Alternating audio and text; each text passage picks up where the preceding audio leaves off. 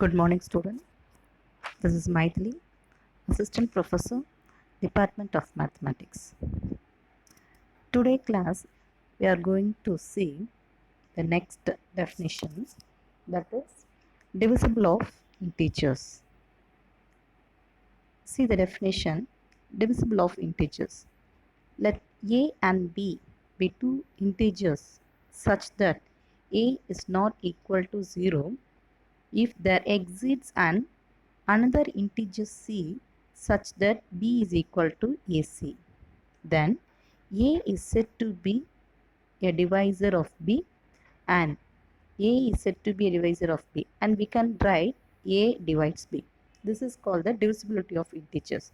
That is, if a and b are two integers such that a is not equal to 0, if there exists another integer c such that b is equal to ac, then a is said to be divide b, or a is said to be a divisor of b, and we can write a divides b.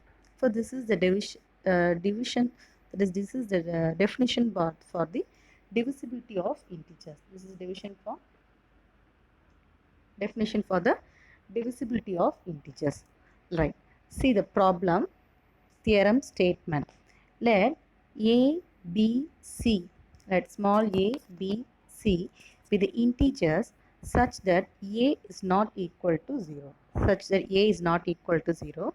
Then the first condition is a divides a, comma 1 divides a and a divides 0. First one, a divides a, 1 divides a and a divides 0. Second one, if a divides b and b divides c, then a divides c. We have to show that if a divides b, b divides c, then a also divides c. And third one, if a divides b and a divides c, then a divides bx plus cy for any integer x and y. See the proof. First one, to prove a divides a. Every element is divisible by the number itself, right? Every element divides itself. So a divides a is proved. First one, for every element divides itself, in that condition, the first case a divides a is proved. And next one, you have to prove that 1 divides a. 1 is a common factor for any integer. 1 is a common factor. So a can be written as 1 into a. Therefore 1 divides a is also proved. Next we have to show that a divides 0. A divides 0 is nothing but 0 by a is equal to 0. Right? A divides 0 can be written as 0 by a is equal to 0. For any integer a is not equal to 0. Therefore a divides 0 is also proved. Next, you have to prove that if a divides b, a divides b means what is the condition? By using the definition, b is equal to na. See, what's the condition? If a divides b is equal to ac. So using that condition here, a divides b can be written as b is equal to na. And second one, b divides c is nothing but c is equal to mb, where m and n are some integers. So let us consider c is equal to mb. We have to take the second condition, c is equal to mb. So instead of b, write na. Therefore c is equal to m into na. That is nothing but mna. Let us take mn is equal to some other integer k, where mn is equal to k. For c is equal to ka. So c is equal to k is nothing but a divides c is proved. Okay. Third one. What is given? Third one, if a divides b, a divides c, we have to show that a divides bx plus cy. So let us take a divides b. A divides b is nothing but b is equal to na. And a divides c is nothing but c is equal to ma. Okay, right. We have to consider bx plus cy. So let us take b is nothing but na into x plus c is nothing but ma into y. So bx plus cy is nothing but, let's take a outside, a into nx plus my. Take nx plus my is nothing but some constant k. For bx plus cy is equal to ak means this implies a divides bx plus cy. For the third condition is also true. Okay. See the next theorem. There is a division algorithm theorem. It's a very important 10 marks. Division algorithm theorem. See the statement. If A and B are integers, A and B are integer, where B is a positive integer, then there exists a unique integer Q and R. There exists a unique integer Q and R such that the condition is given A is equal to BQ plus R with 0 less than or equal to R less than or equal to B. So this is the statement for the division algorithm. Let us consider the set. Proof. See the proof. Let us consider the set. Take set S is equal to set of all A minus TB such that this T belongs to Z, comma A minus TB is greater than or equal to 0. We show that S is a non-empty. We have to show that S is a non-empty set. Suppose A is greater than or equal to 0 means that is A minus 0B is also greater than or equal to 0. This implies A belongs to S because A belongs to the set S. Then A minus AB is nothing but A into 1 minus B. That's also greater than or equal to 0. Therefore, A minus AB belongs to S. This implies S is a non-empty set of non-negative integers. Therefore, S is nothing but is a non-empty set and it also consists of non-negative integers. Hence, by the well-ordering principle, what is called a well-ordering principle? There is a least, there is containing a least element. So, considering that principle, S has a least element. Okay, the least element is denoted as R. So, let us taking R is equal to A minus BQ for all integer Q. So find A is equal to BQ plus R.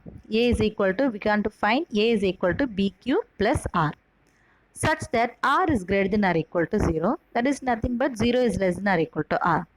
We now show that R is less than B. I mean, we have to prove that R is less than B. If R, suppose, let us take the contradiction method. We have to show that R is less than B, but we have to take if R is greater than or equal to B means then A minus of Q plus 1 into B. A minus of Q plus 1 into B. This implies A minus QB minus B is greater than or equal to 0. That is nothing but A minus of Q plus 1 into B belongs to the set S. This implies A minus RB belongs to S, but R minus B is nothing but less than R, but which is a contradiction. What we take, assume R is greater than or equal to B is nothing, is a false contradiction. Therefore, R is less than B. So, choose R as the least element of S such that R is less than B. Okay. Next, we have to show that the uniqueness. To show the uniqueness of Q and R, suppose that there are the integers Q and R. There are two conditions in Q, that is Q1, Q2, R1, R2, such that A is nothing but Q1B plus R1 and again A is equal to Q2B plus R2. You have to take the two integers R and Q, where R1 lies between 0 and B and R2 lies between 0 and B. But let us equating the condition BQ1 plus R1 is equal to BQ2 plus R2. There is nothing but BQ1 minus BQ2 is equal to R2 minus R1. Taking B outside, B into Q1 minus Q2 is equal to R2 minus R1. Therefore, R2 minus R1 is equal to K into B, where K is nothing but Q1 minus Q2.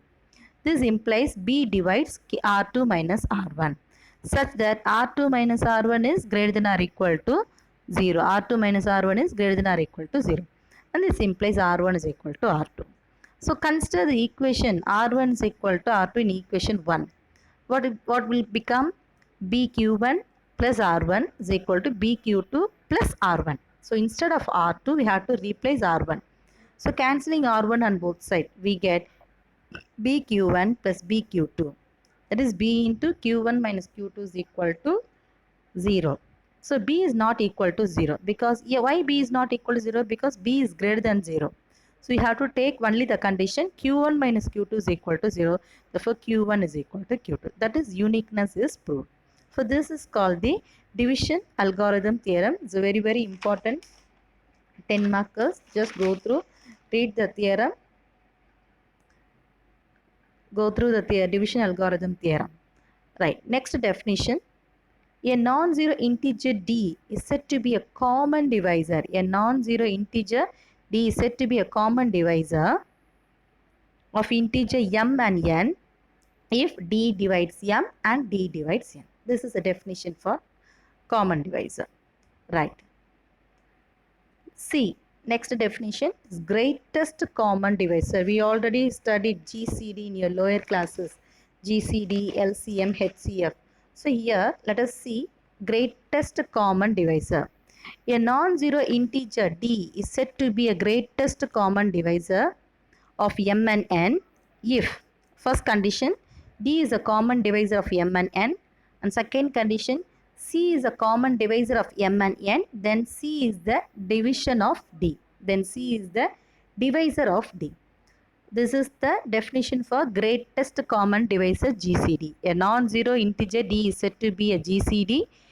First condition D is a common divisor of M and N. Second condition C is a common divisor of M and N.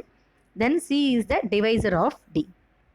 Let us see the problems. The GCD problems are very important, 5 marks girls. So just go through the problem. Listen the problem carefully. Listen. Find the GCD of 315 and 4235.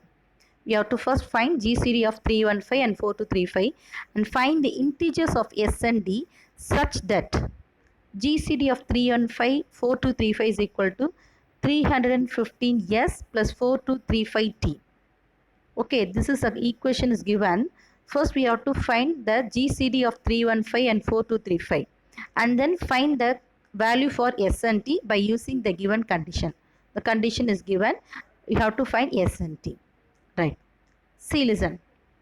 So 4235 and 315.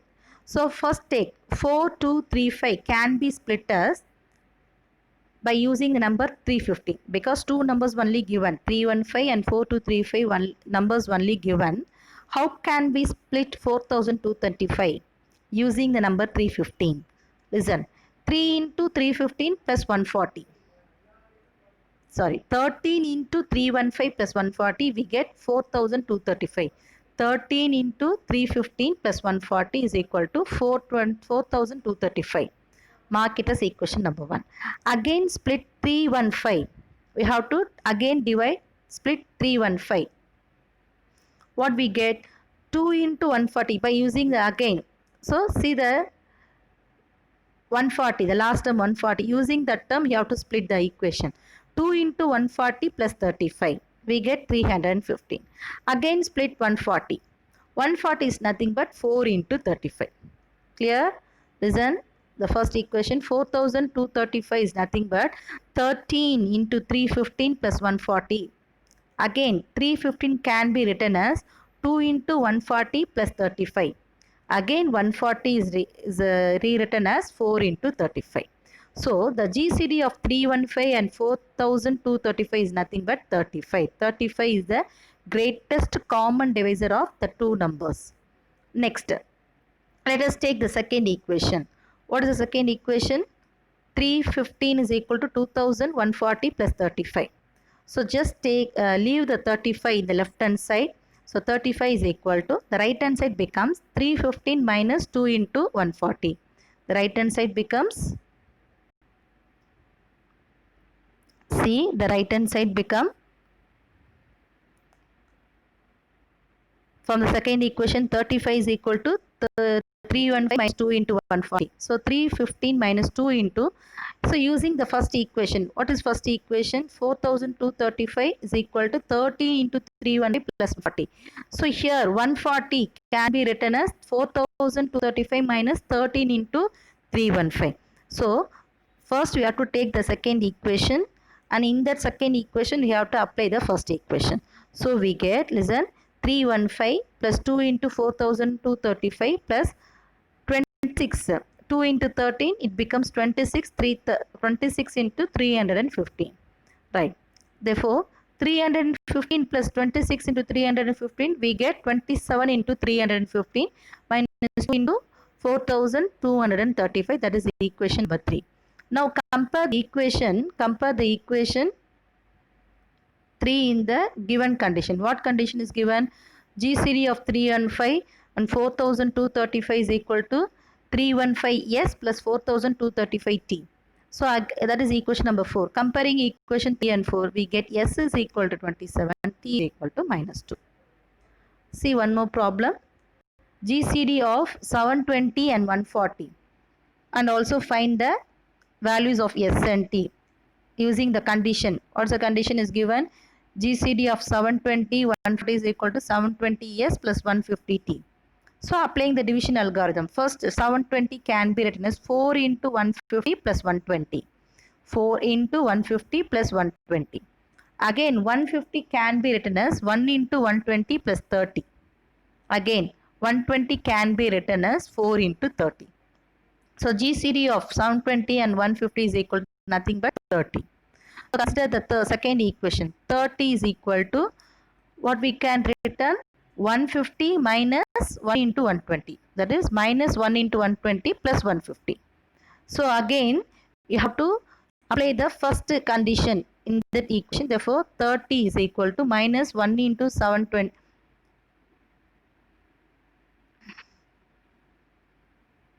1 minute. Minus 1 into, right, listen. So 120 is nothing but 720 minus 4 into 150. Okay. Therefore minus 1 into 720 minus 4 into 150 plus 150. Therefore 30 is equal to minus 720 plus 4 into 150 plus 150. 4 plus 1 is nothing but 5 into 150 minus 720. Therefore 30 is equal to 5 into 150 minus 720.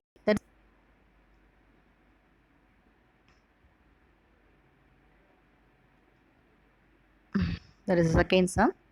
Right. That is mark it as equation number 3. Now compare the given compare the equation 3 in the given condition. What condition is given? GCD of 720, 150 is equal to 720 S plus 150 T. So by comparing these two, we get S is equal to minus 1, T is equal to 5. So these are the GCD problems. See the homework sums. Two problems are given. Just find GCD of the two numbers. First sum 723 and 45, and find the values of S and T by using the given condition. Same model. So just do the two homework problems. Right. Thus the GCD problem is very, very important. Just go through the definition. Study the division algorithm theorem. Okay. If you have any doubts, you can call me, girls. I will clear your doubts. Right. Thank you.